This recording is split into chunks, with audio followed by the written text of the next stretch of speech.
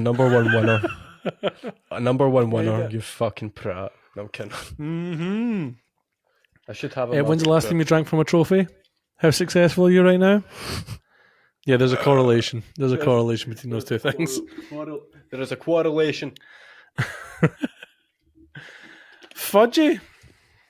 Chris. Here we are, mate. Hello, my friend. Hello. Here we are, episode 0/episode 3. Thank you all for tuning in. I don't even know why I've got this here. There's nothing in the fucking tripod. Purely professional operation is taking place here, as Cowboy. always. It's always cowboy as Yeah, and whatnot. Yeehaw. Mate, listen, I'll kick us off. Like, Please we were obviously just new friends. We've newly met in the friend world. We were both out there looking for a friend we never even knew. Yeah, this is true.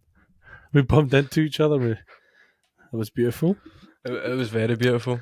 I'm blushing. It might just be the lights, but it does look like I'm blushing. So for anyone watching, me and Fudgie met as part. No, we never met as part of it, but we met through a comedy course that we took with FG in Glasgow, which is part of the Ultra comedy events. We kind of raise money and stuff like that for charities, and yeah, we both we'll take it from here, darling. What do you want to say about that chance encounter? That chance encounter? No, it was fun because I don't know about you, but comedy is something that like I didn't always know that I wanted to do, and I just never really clicked that you could do it. And I'd had like dabblings doing ultra MMA. Thank God COVID hit, because I may not still be here if we went ahead with that. Because like I think death by some charitable thug. 100%, because like everybody who was in my weight class at the time were just murderers, and like like seriously would have fucking ripped my head off if they had the opportunity. I would love to take part in one of those, man. You would dominate.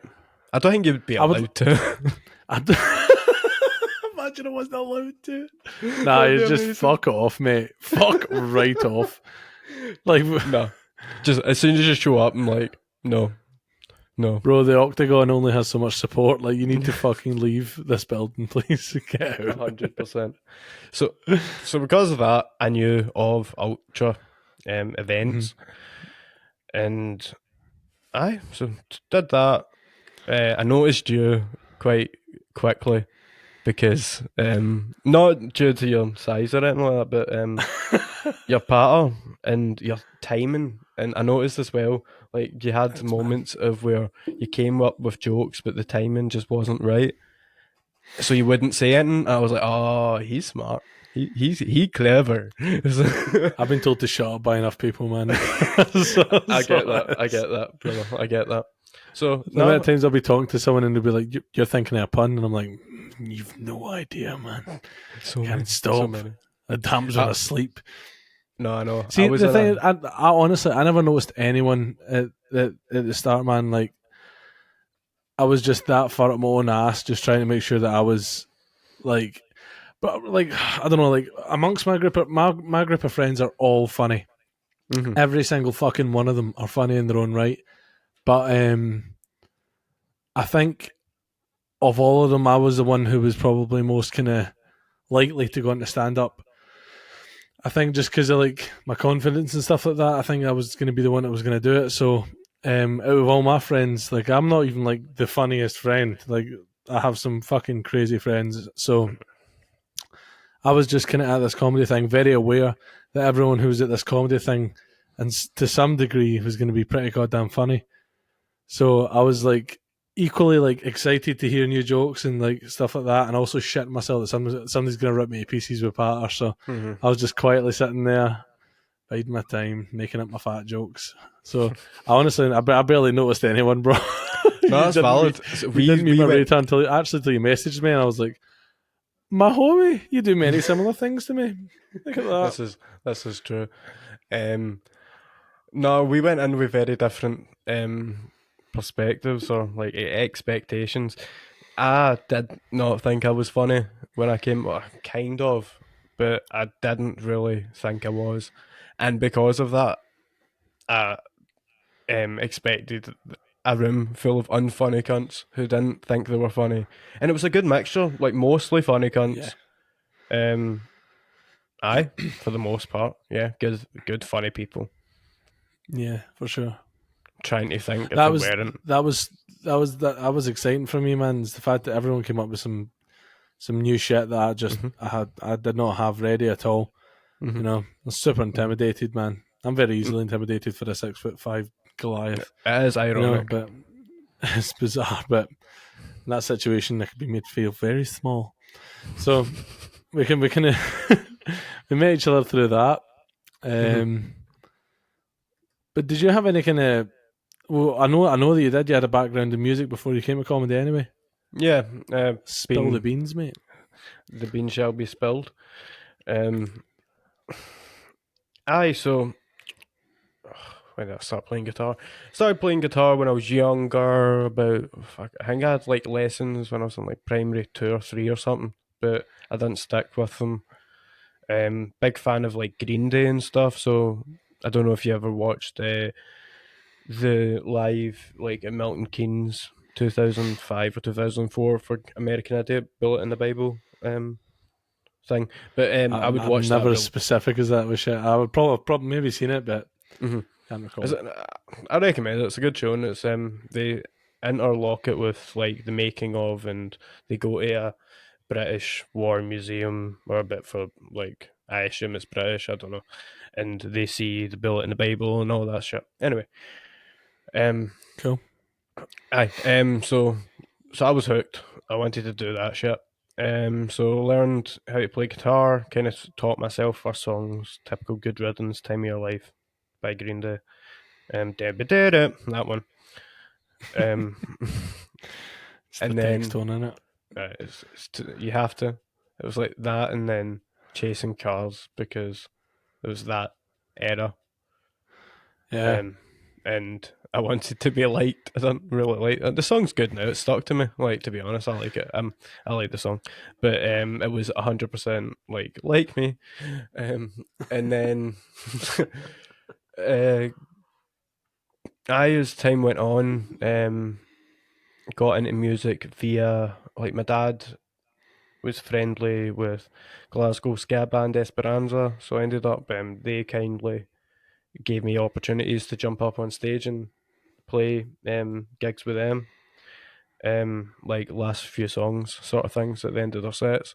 So through that, and then um, through some other things that happened, decided I wanted to pursue it myself. So started a band that was called the Cherry Reds. We were like a wee ska punk band. It was a 3 piece initially without a drummer, 2 guitarists. No, without a bass player.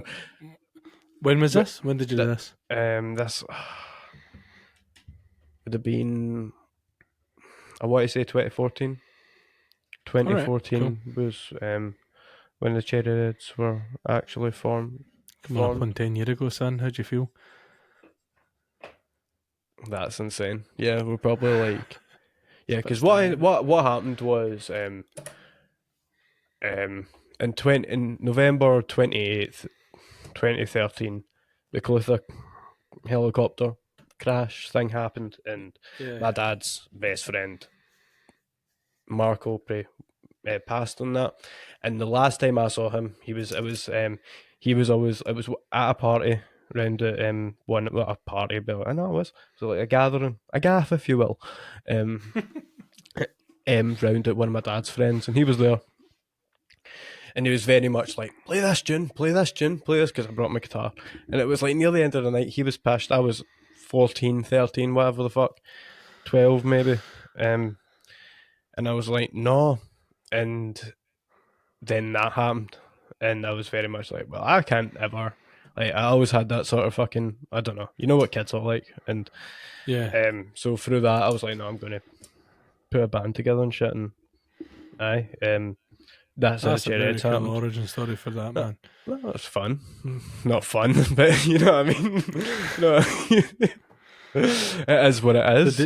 did you gig a lot with the Cherry Red then? Cherry Reds. Fuck, I. At my Yeah. grades, my grades took a gunting because of that. Mate, I would be in school, right? This is so funny.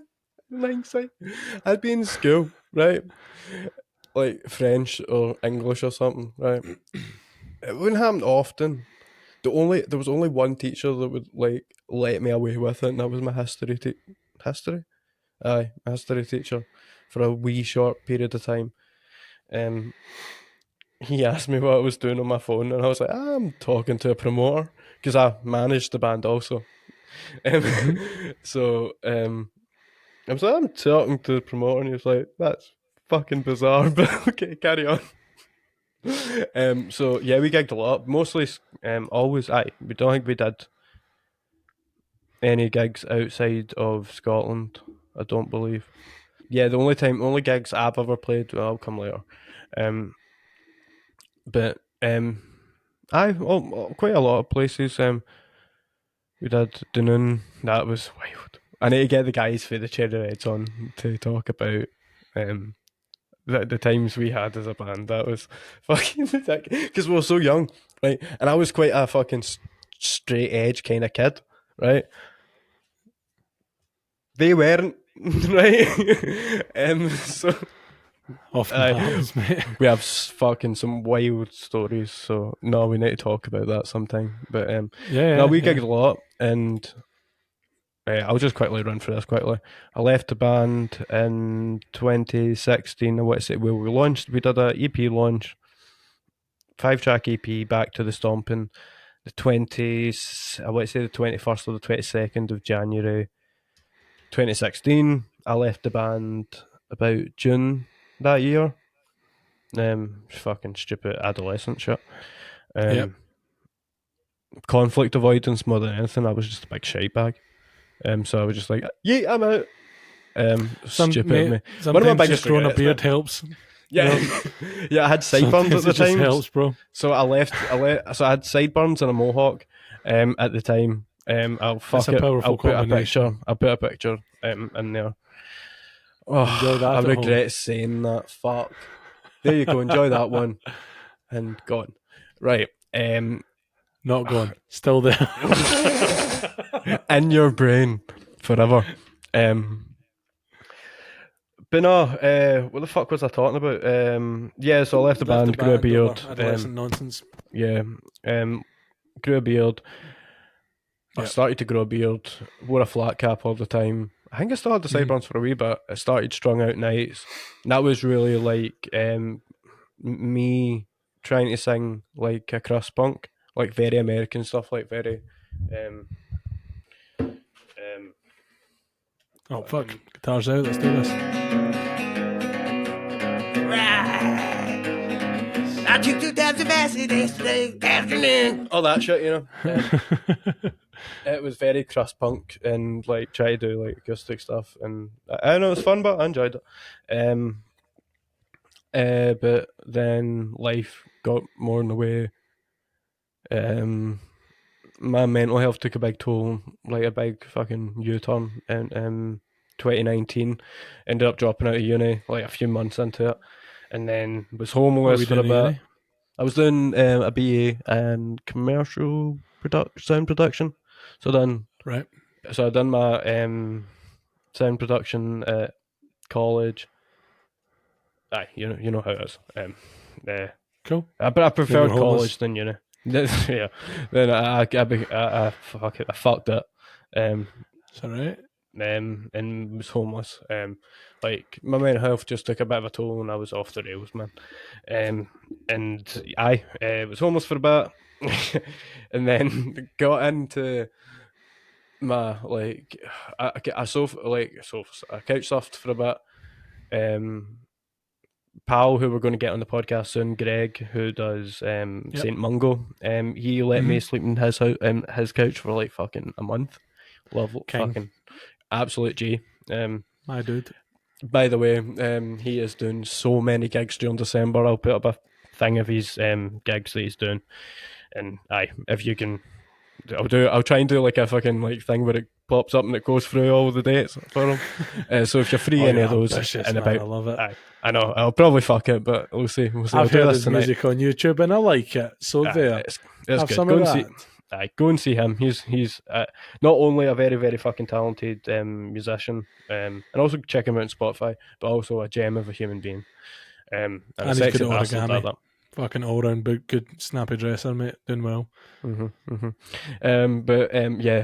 Got into my like sheltered accommodation thing, and that was on a Friday, and then lockdown was announced on the Sunday, I believe. Oh, Yeah, and I shared the flat.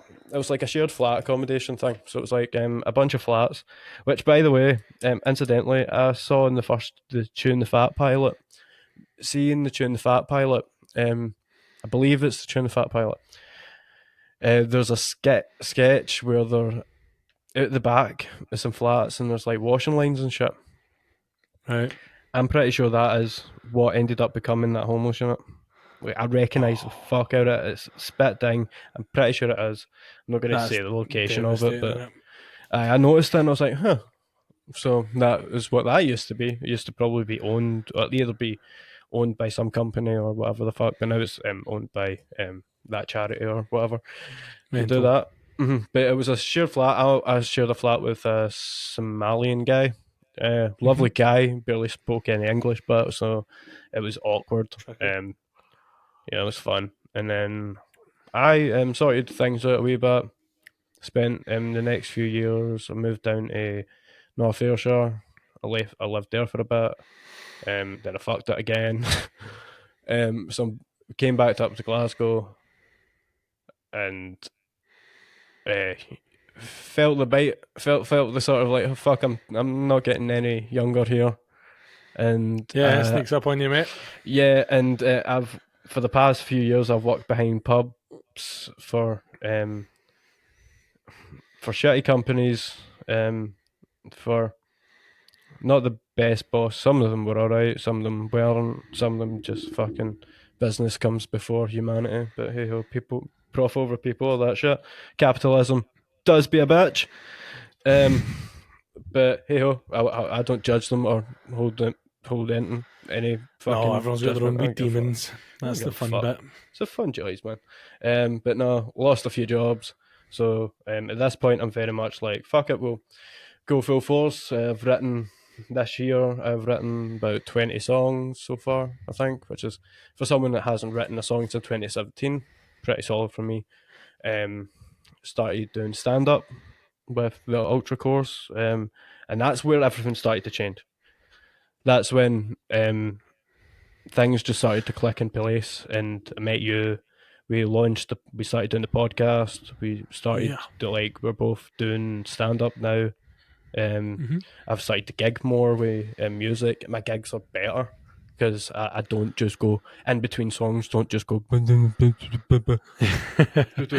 true. This is honestly, this is what I used to do between songs, right? That between I would do. So I'd go. Fuck. So I'd go like. Cheers.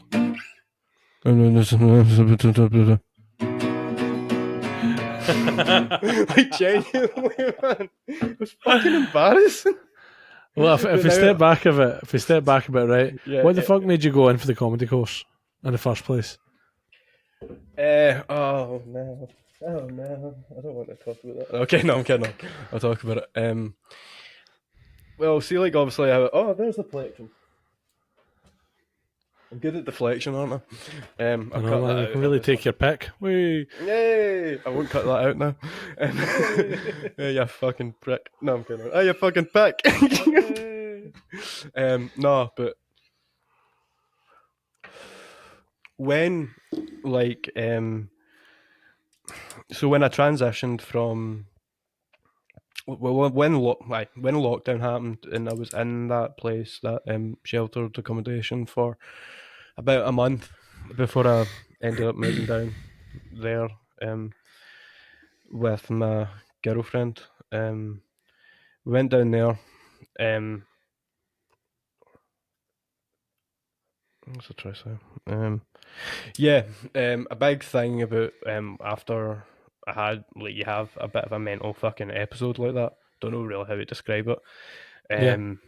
A big thing for me was I didn't know how to communicate anymore. Like I was very monosyllabic in my communication, and how I would talk. Like my partner at the time would like talk, and the only response would be like, "Huh," or "Mm-hmm," or "Yep," or "Okay." Just These, non-verbal as fuck. yeah, Yeah. fucking, I just broken a bit, to be honest. But via watching podcasts like Joe Rogan Experience, Two Bears One Cave, Your Mum's House, Your Mom's House, Bad Friends, all that sort of like mostly American like podsphere stuff, Yeah. and then going in deep diving into their like all their stand up, and then from that getting into people who they revered. So you're like your Patrice O'Neill's, your like even like to like Jimmy Carr and things like that. Someone who all these guys like really look up to. Um, I just I started to learn how to talk again. I started to learn how to communicate mostly through the podcast, but Right. I then started to like they I think you're quite similar to me in the sense that no matter what sort of hobby or something you find interest in, you almost find 10 times more interest in it if you start to learn it as an art form, or you start to learn it as the mechanics of what goes into the making of it. Yeah. um that's probably why you also did sound engineering, Yeah. and that There's sort of always going shit. to be a similarity there, isn't it? Yeah, so through like one of my favorite things about watching, and particularly like if somebody like Tom Segura would be on, or Theo Vaughn, or even like Louis C.K. would be on um, Joe Rogan's podcast, they would talk a lot about comedy as an art form, and Which it, that yeah, was it so totally is. Yeah. fucking fascinating, man. So interesting, and because you don't consider it, and most people don't. You consider it like I think you said it on the Viv G podcast. Oh, you said it just before. You mentioned being a fan of Lee Evans and Oh how yeah. you really wanted to meet him, and your dad was like, "He's not going to have a new set every time you meet him." It's Yeah. like that's just like, that's not how that works. Yeah. And that was just dead fascinating. That aspect was dead fascinating. So that's why I got into comedy. Um, More just, and also it's a different avenue to write. Like, didn't want to have to rhyme. I had so many different ideas I wanted to explore, and didn't want to have to explore it in a serious context, which I always Aye. tended to gravitate towards through music. But through now doing comedy, I've always been a big fan of Weird Al Yankovic, Oh and yeah. Of course. Blink 182. I have plenty of joke songs and stuff like that, and I'm a massive Blink fan. So See, I getting to think enjoy that. for a while there, I had a thing with like obviously Tenacious D and stuff like that. I loved some of their shit, but to me, the musicality of the song and the comedy of it, although they coexisted and they depended on each other throughout some of the songs, they were to me separate entities, and I loved them both dearly. You know, Yeah. like I mean, like some fucking bro, like some of the shit that the Ten Act lay down, man, it's insane. But the comedy behind it is just equally amazing. But and it's sometimes I feel like it ironically goes unsung. Do you know what I mean? Yeah. Because Yeah. like, and then stand up for me and my family is just we do everything through humor, everything, the fucking lot. Like if somebody gets a serious illness, we're giggling that shit away. You know, that's how we do things. And like I always found like the pacing and the rhythm and stuff like that. Stand up comedy was it's like you're saying like it's its own art form, it's its own thing. It's almost, especially I think when you go and see it, when you go and see an amateur comic or even a professional comic and go see them do the same set in different places, and you get to see how the audience react differently, how their own presentation of it was different, and how that elicited different reactions. That is you are orchestrating a reaction from an audience. That is fucking music on its own terms. I love that shit, and I think I always kind of wanted to do it. And I think for me it was a similar kind of thing that as yourself. I was like, right, so I feel like I'm articulate. I'm able to say what I want to say, but I feel as though if I have to say it in a certain way, if I have to like deliver lines in a certain way, make eye contact at a certain time, leave space here, let it breathe, like actually having to think about those things would make me more articulate as a person as well. Mm-hmm. And I think I'll be honest, I think it has to a certain degree. Obviously, I'm fresh as fuck, so I can't say shit right now. I was like, well, all these what fucking 4 months of comedy in my life is just really it's made me a different man, you know. Like, nah, but it's given me an appreciation for it. I'll tell you that much. Yeah. Well, I even think for fucking when you just get a taste of it, it can at least start to bring. And I don't know if you're ever a new person, but you're always growing, aren't you? So just Yeah, as yeah, much as a 100%. negative experience is going to change you fucking quickly, really out of the blue, something fucking what the fuck happened there? Sorry, my screen went weird. So, see, at the moment where you are with it, obviously you're still actively pursuing a lot of your kind of musical pursuits as well. Yeah. You know, as am I, and it's how are you finding balancing comedy and your musical output at the moment? That's a struggle. But it's fun. Because we because of both like the Strung Out Nights, it's a relaunch, and the comedy, it's a start. So it's not too bad right now. I need to kick my arse and like get more spots in terms of uh comedy. But I need to book more gigs with the music. But I'm also like I'm a much better musical performer than I am um comedy. Like fuck me, I'm not that great with music. I'm not like you're not gonna fucking I'm not gonna charge you 10k for a fucking slot, but I would. I think you're worth it. But with music,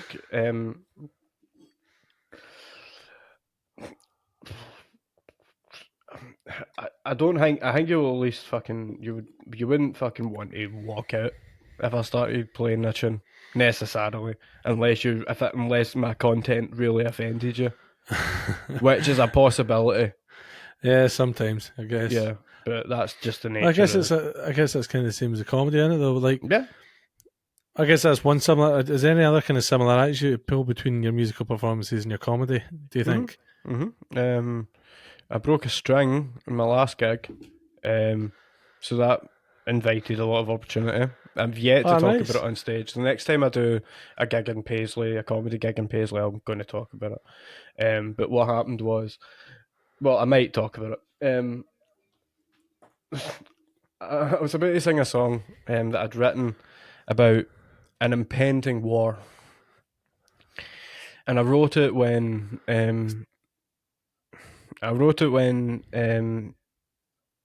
the Russia shit started, and this gig was this podcast is going out the week of like the 28th of November 2023. So this was a couple of weeks ago, and obviously in the midst of what's happening in the Middle East. Um, I made a reference to that as I went to go into the song. And as I went to go into the song, the string snapped. There's a tension breaking in the room, mate. It was fucking hilarious. And like, of all the things I thought I would defend, not the guitar. So the string snapped. So the guitar snapped back at me. You could say it was too highly strung. Potentially. So the string snapped. I had to fucking pull it. And then a lot of that gig was improv. In terms of, I was playing all the same songs, but I was missing the A string. Fair Um, enough. so it was either the A or the D. I totally didn't have to go through an acronym there. D, I was, D, yes, D. Got I it, was, guys. I got it. I did it. I'm not dumb. So yeah, I had to like. It was a lot of like improvising and working out like as I'm playing and singing, I'm like, well, how am I playing the next chord? All right, it's that. Where's that? Okay, it's doing that. Okay, it was a lot of, and then a lot of me like singing and going, for fuck's sake, and all that shit. So, I fuck up a lot, but at least they're going to get a laugh out of it. But that's There's a like a lot of similarity the between kind my of Billy. comedy. Yeah, no, I think it's kind of mirrored. Like if you look at Billy Connolly, Mhm. guys, and he's a fucking great singer and an absolutely great instrumentalist. You know, he's a pleasure to listen to, but you almost welcome the fuck ups. You know, like it's like I'll be playing through something and stop and go, "Oh, you bastard," and then and keep playing, and it just made it feel human. It made it feel cool. So I guess you could kind of add that aspect to your musical performances and shit like that, and kind None of of draw it's upon that intentional. experience. Yeah, none of it's intentional, which is the Yeah, fun bit. Like, I yeah, was doing Rum Bongo last night, and like this was recorded on Monday, the whatever the fuck. And yes, so it was a Sunday last night, so we're doing Rum Bongo. You can catch us there most Sundays. I think you're doing this Sunday, aren't you? yeah. The third. Yeah, we'll The talk about third. the third. I'm doing the Ivory Mackey's comedy if you're in Shawlands. South Graham Side Kids Mackey, come to I want to me. get on stage with you, mate. I think you're hilarious. You're the reason I'm doing it. This is true. This is very true. It's very Um, true. mhm. I'll ask him if he remembers that. Uh, but fuck, what's that? What was I talking about? Back. Okay. So, and one more connection I can remember. I can coin together. It's more to do with sound production. Two gigs that I've done so far. I've done 3 open mics. I've had to fuck about with a mixing desk, and I'm not happy about it. Not getting paid, It's man. You're not not what getting I'm paid there for that for. shit. It's not what I'm there for. I don't Oh, judge. sure. I'm not saying when I say I'm not happy about it. I'm not annoyed at anyone. I'm just pissed off at the universe for throwing these things at me. Like I noticed it during like Paul, whose episode's going out on Thursday. Funny as fuck, Paul. Funny guy. Great episode, really funny. He's like he told us a story that's 100% getting clipped. I Funny, might mate. even put that out before it gets. We'll see. Um, but I noticed that during his set it was just feeding back like fuck. So I got up, fucking prayed to the gods that it wouldn't happen. It happened. It was like to a point where it was going like, and I was like, fuck this. So I turned around, I sat down. I'm anxious as fuck. I've already forgot a tag. Like, no, not a tag. I already forgot my next line because of anxiety. Thank God it was anxiety so I can make a joke about it. My next line was, it's just anxiety. So fucking thank you. But I couldn't find the fucking gain knob. Like, I just couldn't remember the format of mixing it. It was such a small mixing. You may as well have had the fucking This is a single channel. PreSonus audio box USB 96. You may as well. Yeah. It's just like I think there's like, obviously it's not. I'm taking the piss, but um,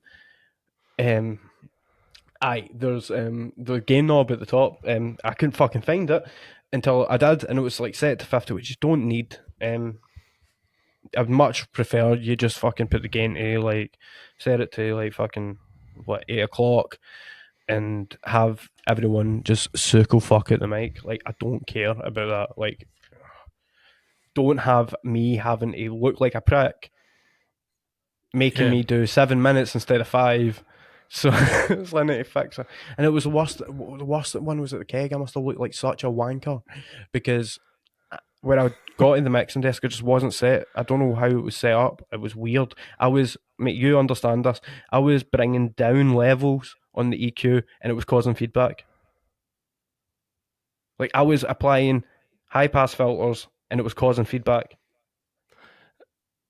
They might have had an outboard compressor when you're turning that. I couldn't see any out, but I don't think they've got any No. outboard equipment. As far as I'm aware, but they might do. Fuck those. But luckily they Ghosts, had the mate. preset They've on. got ghosts. Got I mean, ghosts. But I was looking like a cunt because I Yeah. had I was doing it during the host's open spot, like start. But luckily the lassie behind the bar, she clicked acoustic open mic preset on the iPad, and it all flicked like it's an Alan and Heath desk, so it just all went, and I was like, oh, mate, Everything's okay. everything's fine. I can actually think about my set now. Aye. Rather than try to Um, patch shit together. yeah, but hey ho, it's all these teething problems because, ironically enough, this has happened at the past two open mics. At the one at the Keg, it was their first time doing it, or the first time doing that night, and at the Rum Bongo, it was just the second time we've done it. It was a much better gig than the first time. The crowd was Nice. really receptive. Oh, they were great. It was a fucking really good show. I enjoyed Oh, the myself a audience lot. matter, man. I've had a couple of messages being like, "Were you alright? Like, you didn't seem like you were enjoying yourself on stage." I was like, I just fucked it a wee bit, and I was anxious, man. And Sometimes you a wee just die bit in your too hole a high. little bit. Even if you don't die in your holes, you feel like you're dying in your hole anyway. You know, it's Mm-hmm. it's But it's I still part and enjoy parcel myself, with even it. if I don't have a good set. I enjoy myself. Like, I get Would a you say kick that's out a more? of making Would you people say that's a more uncomfortable. kind of challenging aspect to learning comedy, dealing with that shit, or what No, was I thought it trickier was for going to you? be worse. I thought it was going to be worse. Because in a one-on-one level, I'm quite a people pleaser. Um, Yeah, that what I've found that myself, at least historically. So, but when it comes to there's a dynamic when it comes to comedy, or if you're like at a comedy show, that I think you subscribe to when you go to a comedy show. The intent of the person on stage is to make you giggle. yeah, So it's a positive intention. So if you're not laughing, um, I don't really take offense to that much. It's not for you. That's fine. It's the onus is on me to try and make you giggle. yeah, If I yeah, notice though, if I've noticed you're a problematic fucking audience member in the sense that you're interacting too much when it's not necessary, um, you may. I can see you're intentionally trying not to laugh, maybe because of who you're party with. yeah, yeah, Um, yeah. It's um, always an aspect, isn't it? things like that. I'm okay to not play to you. I'm quite happy I'm not playing to you. I'm a bit of a cunt. I won't deny it. Um, oh, poor fucking girl. I think she was working last. I don't know, but there was a couple of girls who are just probably not comedy fans, and if they are comedy fans, not the stupid shit that me, you, and Tony do, right? Yeah, Um, and they were sitting right next to us, and I'd kind of noticed they weren't enjoying the show. So to be a cunt, I mimicked something going up my bum right to their faces, which, hey, maybe in bad taste, I get that. But did it amuse me? 1,000%. you And betcha. it doesn't sound like a crime to me, other than a little bit distasteful. Do I think either of them even recognise that I did that on purpose? No. Do they now? Yes. Do I need to see at least one of them every Sunday? Yes. Well, you've made a Fuck it. beautiful nest of emotions for yourself there, and I love that. Yeah, it's fun. It's fun. At least that It's all wasn't for your first. content. Your first thing is your first actual comedy gig, as well as mine, was in front of what 200 people, 200. 200 200 plus, fucking yeah. people, Yeah. brother. That is not a small comedy gig. That That was is not. that is not a small one. So I don't think that the numbers are going to be the biggest issue for us going forward. No. Um, I think actually the more sparse an audience is, the more it hurts when someone doesn't fucking find your shit funny, because you're instead of dealing with, like, if one person at 200, say two people, and that 200 people didn't laugh at something, it's 1% of the audience. That's fuck all. That's Yeah. nothing. If there are two people and one person doesn't laugh, that is 50% of that audience all of a sudden that didn't laugh at your shit. Mm-hmm. That's hard. Mm-hmm. And I think Mm-hmm. I think when you bring it down to that scale, I think that you've got a lot more challenges in terms of actually keeping your shit together and staying on course when you notice someone isn't engaging. And I find that poking things up my hoop is absolutely the way to deal with that emotionally as well, mate. So Yeah, 100%. fair play. Yeah. Aye. I think as well, that plays in both of our favour. You have quite a lot of experience gigging, don't you? Yeah, Yeah. I talk about. Well, what's your? Well, I'll quickly say my point, and then I'll ask you the question I've got. sure. For me, I've done. I've played to fuck all. Well, I've done 2 gigs I've done in particular. One was in Dundee. There was already another punk show. I was opening up for a girl, a woman who I'm not going to name because what a fucking rocket. And you know, they've made their own beds and they've made their reputations for themselves and it's preceded them. I could have told a lot of people a lot sooner, but I didn't. Anyway, wild character. I'm definitely talking about her during my fucking stand up. Holy shit. That's Yeah, you've hilarious. got to use I just experiences, man. remembered a couple of stories. Whoa. Anyway, so we played a show there. The sound guy was lovely who was on tour with her. He was lovely. I loved him. A big jolly fellow like ourselves at the time. I was a bigger guy at the time. I was thin then. Ironic. And but yeah, that gig in particular, because of the double booking in the town, it was dead, man. I played, my set was to the sound desk, the sound engineer, the bar staff, one guy, and my bird. You see, the headliner is omitted from that list. So, yeah. That's dog shit. Yeah. Anyway, so that one was terrible. I then did a gig in East Kilbride that was my first sort of like pub paid gig. So I'm used to doing like punk shows and ska shows and stuff. I'm not used to the pub circuit. So I was kind of unaware of how that worked. I was very green to it, so I went up and I brought the mood down.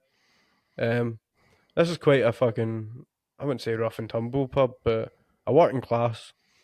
Yeah. There's a fucking snooker hall in the back. Boys that just want a fucking pint in a game, you know, that's it. I had a guy come up to me and go, "Yeah, mate, you want to play some Oasis or something like that? None of that more depressing shit." And I was like, "All right," and he walked Thanks, away, and I man. stuck the finger up at him as he was walking away. I was like, "Fuck you."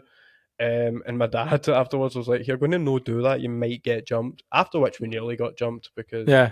I was having a political conversation with some gentleman.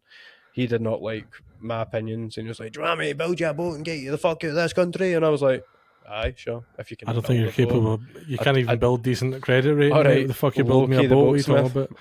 100%, mate. 100%. Thing is, I reckon your comedy style is influenced by your music tastes. I think that kind of punky, kind of like non-conformist shit that you listen to is definitely bled into your comedy. Do you know what I mean? Like, I feel like it shows its head every night. But the fact that like you're a non-apologetic comedian, like, and it was funny at first. It's interesting watching how you've changed, man, because you fucking changed, man. But you have, because when you started out, you were coming up to like those fucking edgy ass punchlines, and you were like, here we go. Whereas now there's a lot more kind of like, and anyway, fucking dead eye delivery, and you're like, it's so much, and your style of comedy absolutely needs that. You can't say the shit you say as a suggestion. Do you know what I mean? Like, no, you have to be like, bro, no, I've done the fucking research. Here's some facts and shit. No, which I do. It's fun because there is always that point where I'm like, I do also like, my granddad who I affectionately refer to as Tonto, because when we were younger, we always watched The Lone Ranger together. So that's The Lone Ranger and Tonto. So I was the Lone Ranger, he was Tonto. And now you're still alone. And that always stuck. And you don't smoke Rangers. So there you go. Hilarious, mate. Hilarious. I never thought of the irony, considering we were a Catholic family. Like he was a diehard Catholic, you know what I mean? That's hilarious. The joys of the west of Scotland. But no, I've lost my train of thought. I was saying that your comedy was influenced by your kind of music styles and stuff like that, and you were saying that when I was a kid, I used to call my dad Tonto, who I affectionately have referred to as Tonto. Oh, fuck, mate. No! I'm terrible at this. And I'm sober right now. Maybe that's the fucking problem. I know. I need to have those cannabinoidal receptors and communicating with each other. Well, mate, fucking listen. Can you run us through your creative process, mate? When you're putting together a stand-up routine, are you still basically sticking to what we were told? Well, not told, but what we were taught with the comedy a lot, or do you feel like your style has changed a wee bit in terms of how you do it? I think I didn't take a lot of the advice that we got given in the workshops that we had, because I had a conversation with Viv via Zoom at one point, and during that I ran through a couple of jokes that I'd written, and then me and her had just a big conversation, like an hour conversation, where it was almost like a therapy session where I just mentioned a couple of things I thought were funny. And she Right. would say things, and then it triggered things for me, and that's how I got my set together. Nice. The idea for it, because she helped me, like she reminded me I was an altar boy, things like that, like That you should and really just be using. Yeah. yeah, especially in the context of some of the initial jokes that I'd came up with, and but no, it was good, and what I really liked about Viv is how fuck she's a saint, honestly, is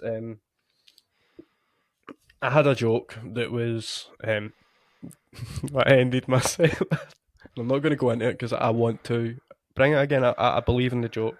I believe in I the want you to substance land of the that joke. hard one day so I can put out the video. You fucking absolutely eating shit on that joke. I can't wait. That's one of my favourite videos that exists on my phone, mate. It is such a fucking teardown of a stop, innit? It's me. It's the groan. It's the groan of the laugh. It's the punchline. It's the oh. And I was like, no, okay, we'll carry on. That's enough of that. Time. And then I fucking hit the music stand because fucking Gainer's music stand was there, and I fucking smacked right into it, trying to get off It the looks stage. like you're fucking sick of this shit. It's so embarrassing. It's amazing. And no one really knew me at the time. So fuck me, I cringed so hard. Oh, brother, that exists with pride in my phone. Just you eating hard shit for like a demi-second, just enough time for you to fucking never forget that. I know. That's I'm amazing. gonna do that joke. I want to do it. I want to do it soon. But Yeah, man. I'm You I'm can. not ever going to do it until if I'm hitting I'm hitting the 4:30 minute mark, and I'm like, Fuck it. the crowd are liking me, and I go into my last bit, and I'm still I'm still ironing out that last bit. That last bit's fucking. It's taking me a while to get this last bit together. But I might just batch that and go into that. Mate, do it. I believe in you. I do believe in you. I think it's the way to do things. Be bold, be brave. I love that fucking. I think it also depends on what your goals are as a comedian, like, and how you can envisage your comedy career, like changing up in the future. Because if you want to have a truly like freeform way to put, obviously you've got to make sure it's funny, like full stop. Yeah. Like you need to make sure it's funny. But if you do that and you find the right gigs, you find the right audiences, you can land that shit. And it must be so annoying for the podcast listeners. And I'm so very, very sorry because you don't know what the joke is and we're just talking absolute shite here. But let's just take this as a generalised thing. Should I say the concept of it? No, I shouldn't. No. Because if you make it, you don't want everyone to be like, "That's a joke, he fucked up." Like you want to hold that close to your heart, man. But I think that as your well, like I was just saying, like as you've changed, you've got more direct and more assertive about your bizarre observations.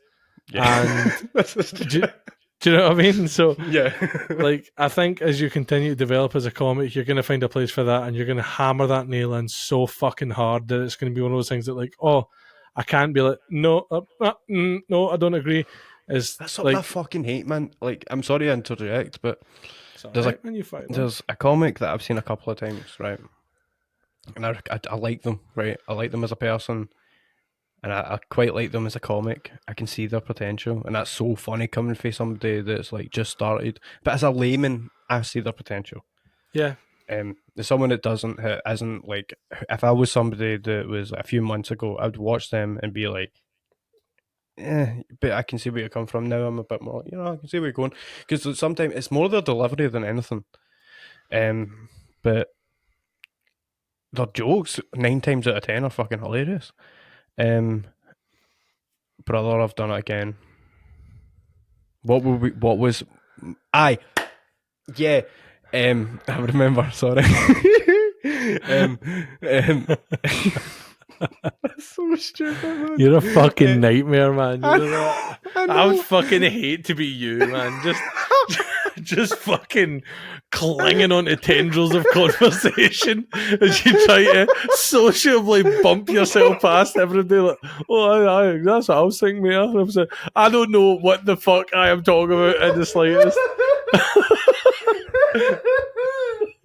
That's so true. Here, does anybody have notes I can read? Because I've missed a lot of what the fuck is going on.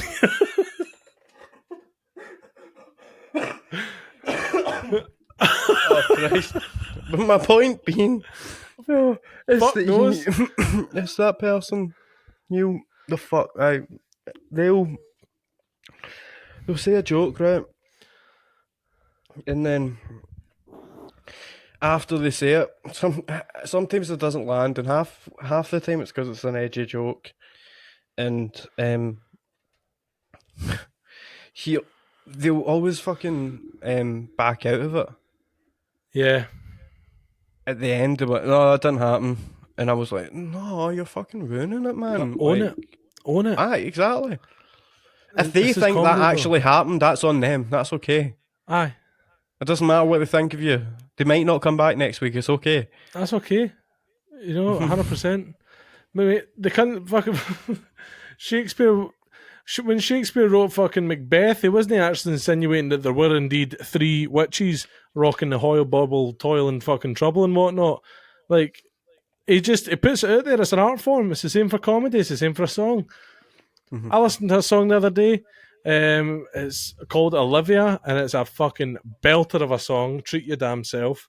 And it's a song about a man who falls in love with a ghost and has to feed her puppies in order to keep her around. And if I thought that was real, I would call several authorities in the band that wrote that song. Why are fucking comedians held to their material so fervently, man? I think it's just the nature of it, whoever's on stage, because they're just standing on stage, saying it in whatever delivery, especially for comedians that have just very conversational delivery and almost seem like it's just them in the room sometimes.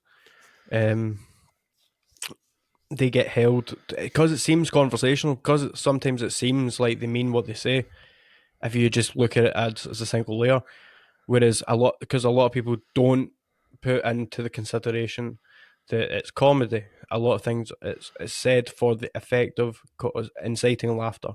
Yeah. And there isn't unnecessarily, and there's genres of it, and there's various different levels to it, and the only sort of right you have, in my opinion, is to stop watching or to fucking leave if you don't like it. Yeah, that's your responsibility as an audience member. What I fucking hate is, I saw it at the Keg. A guy came in, and Robin and he's quite an irreverent comedian. Robin, I'll flash up his comedy Instagram. He's a fucking hilarious guy, and he's going to be opening for. One second, let me go to his Instagram because I want to actually give him a shout out. You do it. Fudgie McComedy. I'm gonna fucking hydrate. Go to my messages. How's it going, mate? Fuck. That's Mikey messaging me as well. Hey man, you still good for 3:30 tomorrow? Make emotion. He's going to be a fun one. Robin Zetina, I think that's how it's spelled. Aye, Robin Zetina. He said he has some wild jokes. Yeah, he's opening for Craig Campbell. Nice.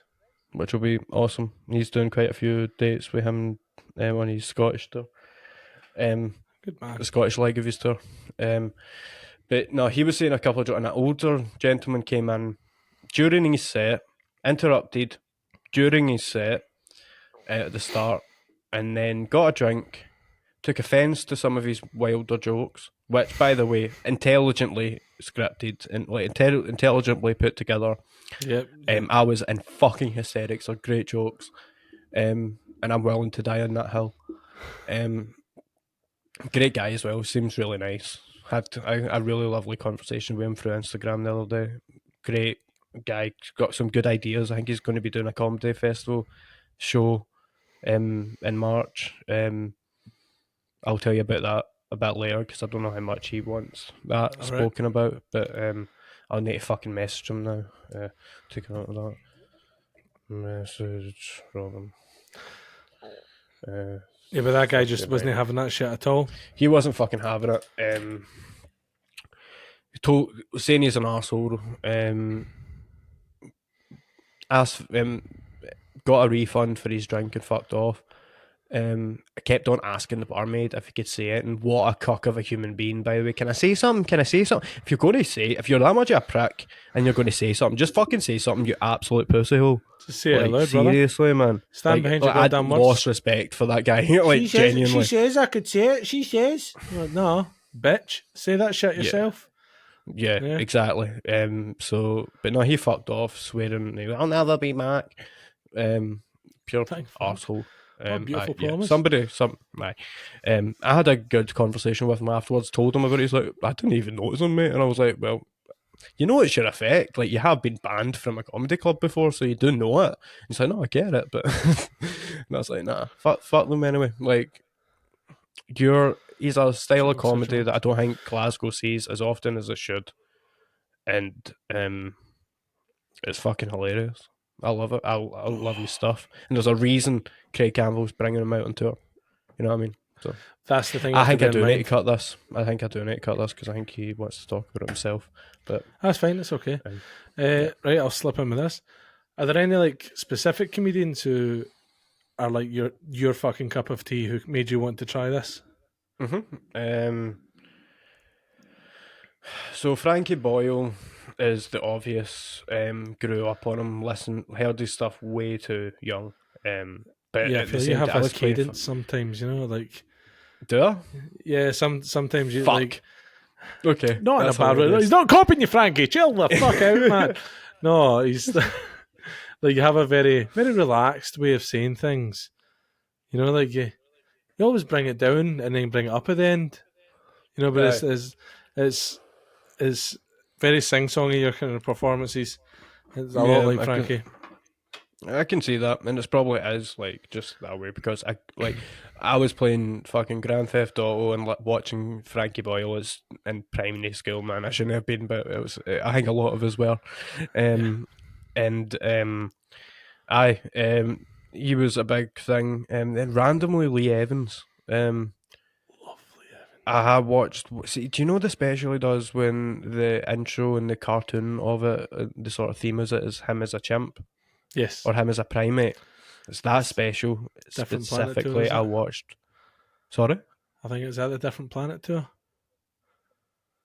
I couldn't tell you. I really couldn't tell you. I will flag it up here. Not a clip of it, but like a wee but him, and then I didn't really pay much attention to it until people you don't even realize are comics, fucking like Jimmy Carr and stuff like that. Like people that like when you're a stupid idiot that's just focused on music, even like fucking like Keith Lemon. I can't mind the guy that plays him, but I think he's doing a tour now under his real name. Lee Francis Evans. I think he's doing Evans. Lee Francis something. I don't know. You know, I think he's doing like finally like just being himself. That's cool. I'd like to see him out of character. That'd be interesting.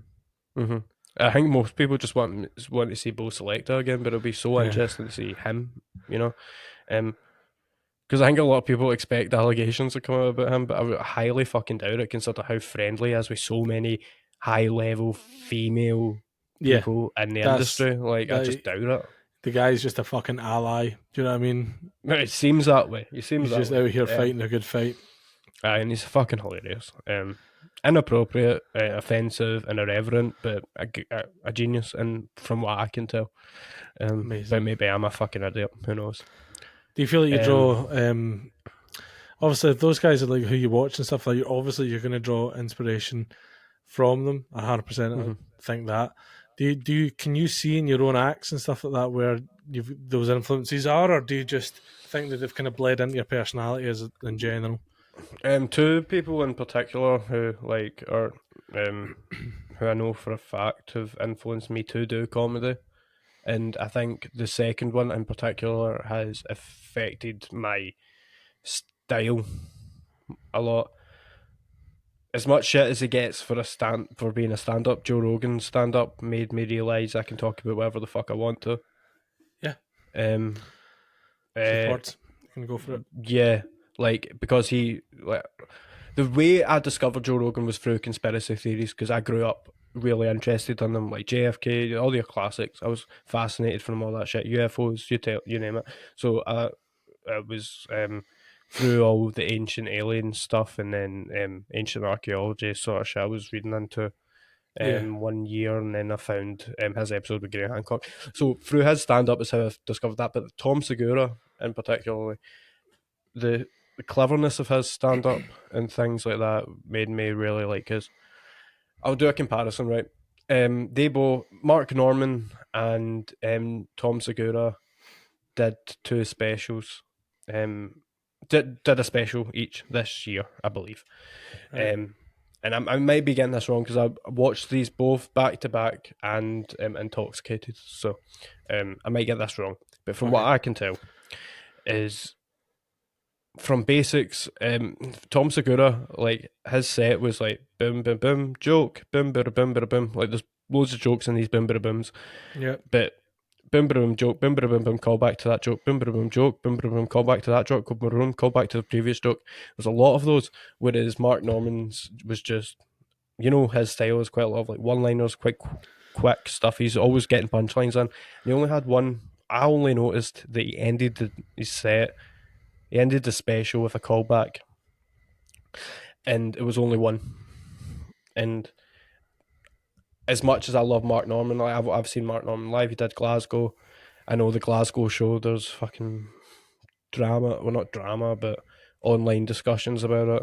I enjoyed it. I was a few rows from the front, so I don't really care. He didn't get booed, by the way. A heckler got booed. Really? I held the heckler, and then I held the reaction of what and boo to the heckler. I'm pretty sure the guy that said that he got booed was in the sound desk. I was closer to it, so there you go. Cool. That's just my take on that. But I love those both comics, but I noticed the sort of the levels to it, and that was really, really was like, oh, I need to try this. Yeah. Was there a similar? Obviously, I know that in terms of your musical influence and stuff like that, we know who the fuck we're talking about for yourself, man. You've got the madness, the specials, and I'm sure you'll take that list for 100 days into the ska and punk fucking music influence route 100%. But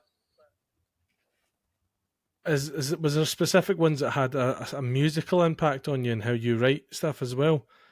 Or was it just some shit you enjoyed listening to? Specifically writing wise, I would say Billy Joe Armstrong of Green Day. He talks about going on walks to cover. That's how he came up with the line, "I'm the son of rage and love, the Jesus of suburbia." He came up with that on the walk, and then was like, "Fuck, I need to get home and write this song." And I have since experienced that myself. So obviously not as iconic lines as that, but I have only iconic ones are picked up, man.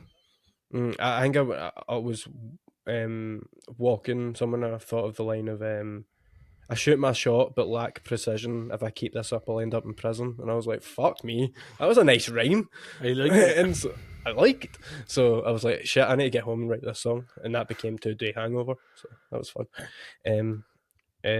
I'll play that for you later. But because we're both going to play a song. I think we'll do that actually quite shortly because fucking they'll be home soon. Right, yeah. Cool. But definitely, I'd say Green Day, The Clash, Joe Strummer, And then some like unknown, not unknown, but like you would only know if you're like care about the crust punk scene. Pat the Mm-hmm. Bunny, he was a big influence in my music, and the way of writing. He's such a good lyricist and such an honest lyricist. He's a ex junkie. So he talks a lot about his like heroin use, and then also about punk and philosophy and politics, and it's just crazy to hear this from a I'm pretty sure he was a middle class kid who just went the route of being a crust punk musician who would live on the road, homeless, on drugs, um, living in squats. And I'm fascinated by that culture and by the writing from that, because I'm working class. So it's really interesting to see somebody from a middle class background then take the dive into what he would probably describe as underclass, Okay, yeah. by choice, and I like that. So, and yeah, I so Pat the Bunny, who done loads of different projects like Ramshackle Glory, um, Johnny Hobo and the Freight Trains, Wingnut Dishwasher Union, loads of fucking ridiculous names. Are great.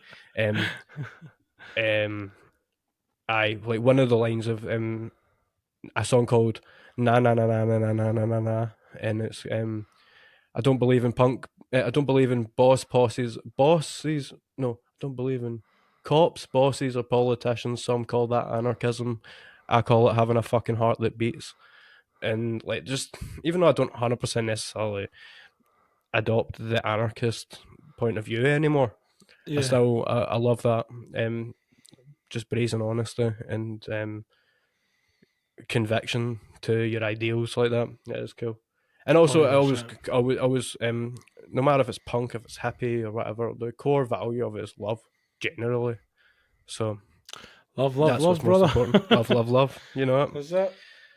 What about yourself? All those sort of questions. Anything you want to run through? I feel so fucking rude coming from my part, but I'm just noticing the times.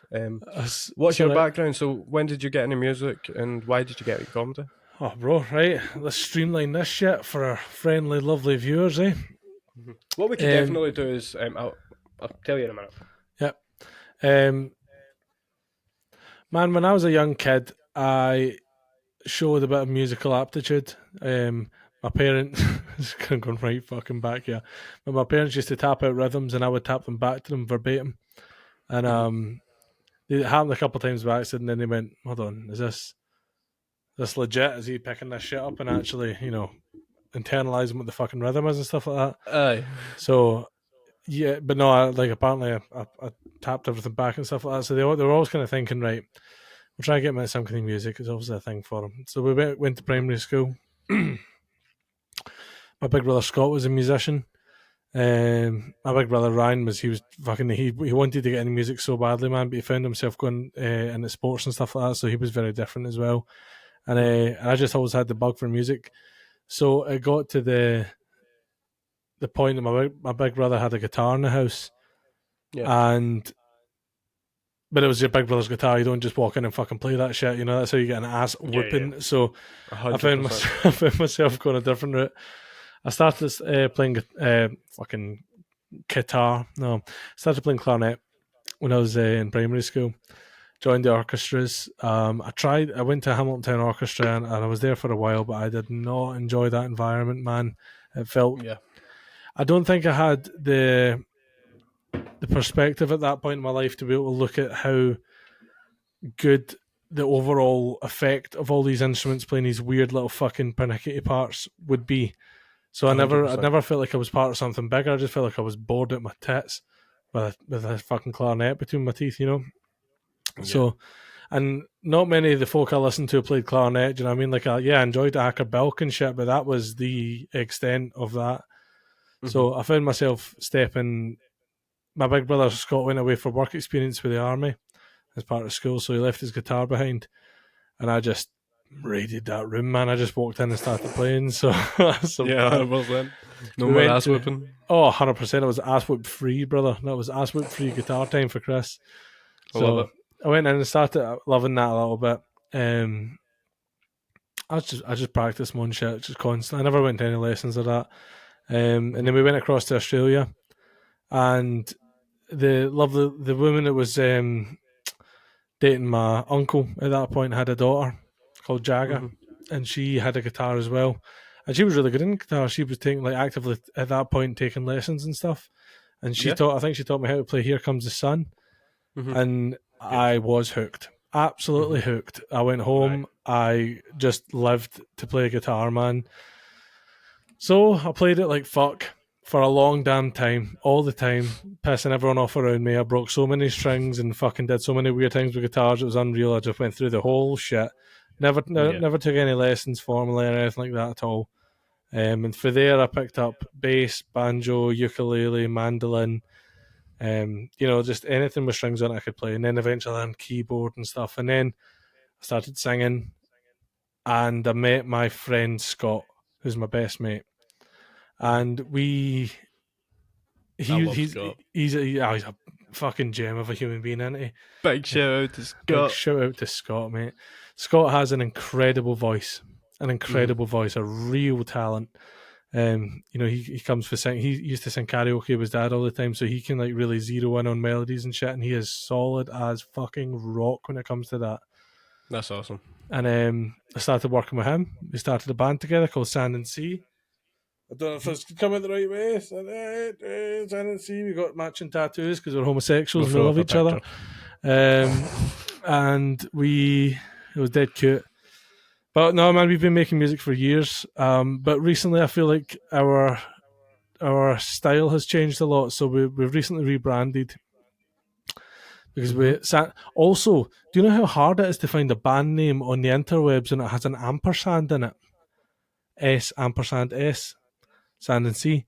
It's a fucking bitch because most people don't know what a goddamn ampersand is. Fucking that is a fucking ampersand, right? Yeah. An upside down ampersand for extra complication. But I was genuinely ruining a lot of our traction online because folk were searching for us and they were finding weird fucking playlists on usually Sand and Sea music vibe songs playlists. And it's like, no, brother. So we thought, right, hold on, we've rebranded and we've got a new kind of sound coming out. We've got our first album coming out. I'm dead excited about it, man. Awesome. We've rebranded and I'm going to drop the name now. I'm just going to continue to just roll and just do the thing. So I'm going to get the album out and then we'll drop it. So that'll be exciting. So now I've been doing music for years, man.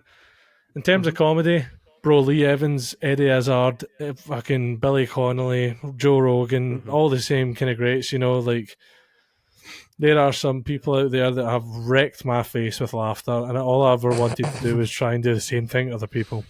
Yeah, I get that, bro. So 100%. That's pretty much where we're at. Awesome, man. Awesome. Well, what was it that kind of made you do the ultra course? I don't fucking know, Fudgie.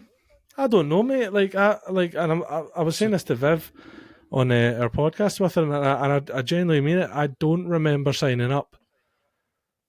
Don't remember doing it. I have no knowledge of when I signed up. None. Maybe Scott fucking signed you up or something. Bro, because I spoke to him about it, and he was like, "No, I remember you told me that you'd signed up," and I was like, "You have a time frame then? I don't even have that." Like, that's hilarious, man. Mental. I just ended up in a fucking pub talking shit to strangers, and then I was on a stage. I was like, "Hey, look at this! What happened there? Look." I'm on a podcast, and I'm like, "What the fuck's going on, man? What's happening here?" Oh, that's so funny. Well, one more thing that I want to quickly, before we wrap this up. You've got an album coming out next year. Yes. I've got an album coming out next year. Yes. I think we should play a couple of tunes. Why not? Right. And everybody, I want to say thank you if you fucking stayed in. This is the longest podcast we've had so far. We're at about an hour 18, yeah. An hour 18, that'll probably be a wee bit less. Chopping that shit up. Chopping that shit up like a motherfucker. But yeah, we're going to be playing tunes. But what I will say is we're going to do an episode like this every month. And we're going to be launching a Patreon. So we're going to get that sorted out throughout December. we'll probably get one of these launched as a wee Christmas episode. Wee special. Check in. Yeah, because we've got you've got the Rumbungle on Sunday. I have with Paul Sweeney and Tony Donicky, etc. I don't know who's headlining. We'll need to find out. I'll do it. And I've you fucking headline, fuck it. And I don't think anyone will be able to take you if they decided no. Difficult to move. That's what exactly. And I've got the Ivory Hotel, Mackie's Comedy, and loads of folk for our Ultra course are doing it, and as well as Cubby, comedian, you recognise from Britain's Got Talent and shit like that. And then I am in at the Junkyard in Hamilton on the Tuesday the 5th with, let's see if I can the host is John Carruthers. On the bill is me, Paul Sweeney, Colin Hunter, and headliner Mimi Hayes from I Want to Say Colorado. Sorry if I got that wrong, but that's what we've got so far.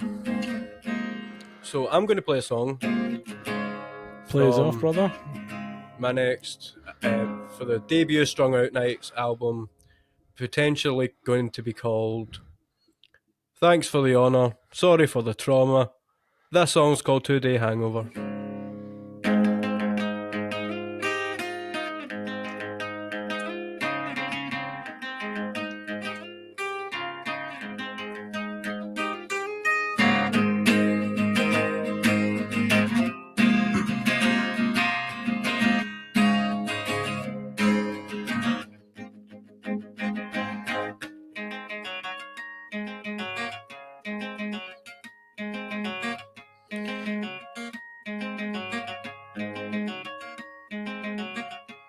I shoot my shot, but I lack precision. If I keep this up, I'll end up in prison. Why are you laughing? Oh, who am I kidding? Oh, this is what I get for day drinking. Oh, this is my 2-day hangover, and it's only getting worse. I wish I had the thought of mine to put my body first. Oh, my body first. Put my body first.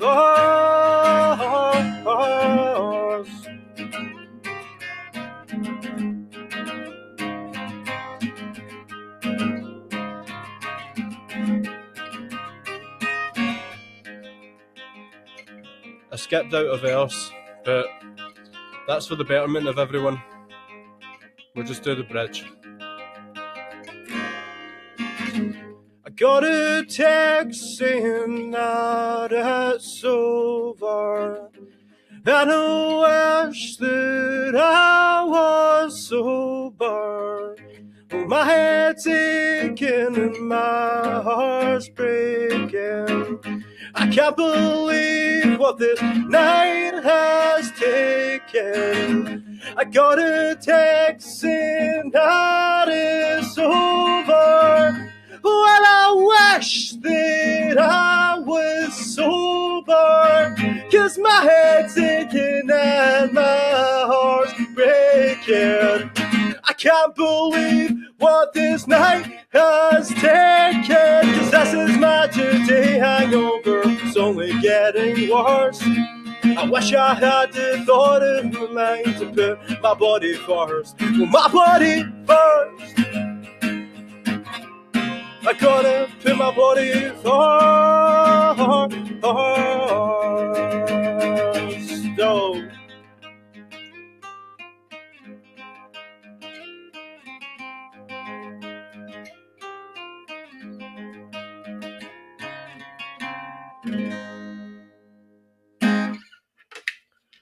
That was that. It's fucking awesome. Thank you very much, mate. Thank you, brother.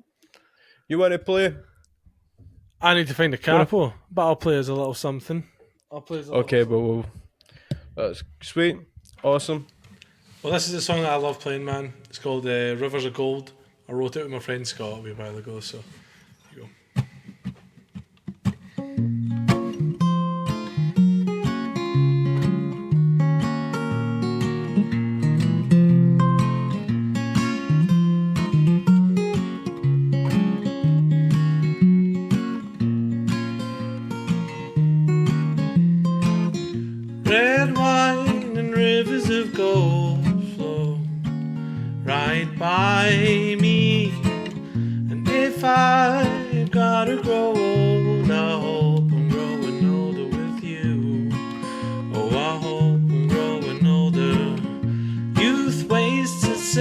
fun of young. When will they see? You don't know what you've got till it's gone. You never get nothing for free. Oh, you never get nothing.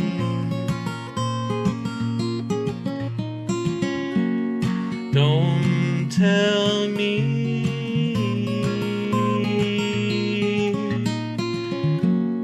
Don't wanna hear another word about it. Procrastination's a sin. You really made a devil of me. The hardest it could have been to close my eyes and finally see that you really made a devil.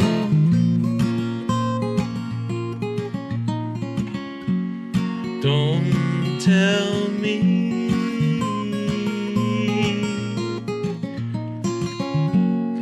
Don't wanna hear.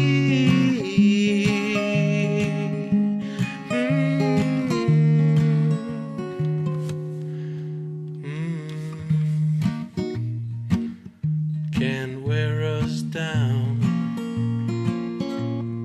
'cause we're gold.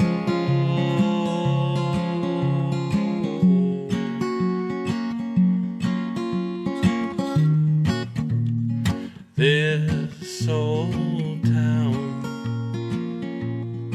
can be so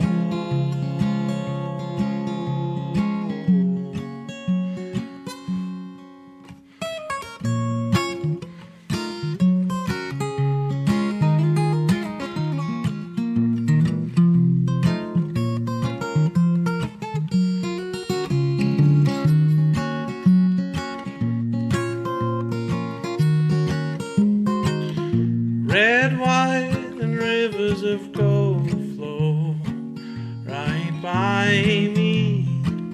And if I've gotta grow old, I hope I'm growing older with you. Oh, I hope I'm growing older.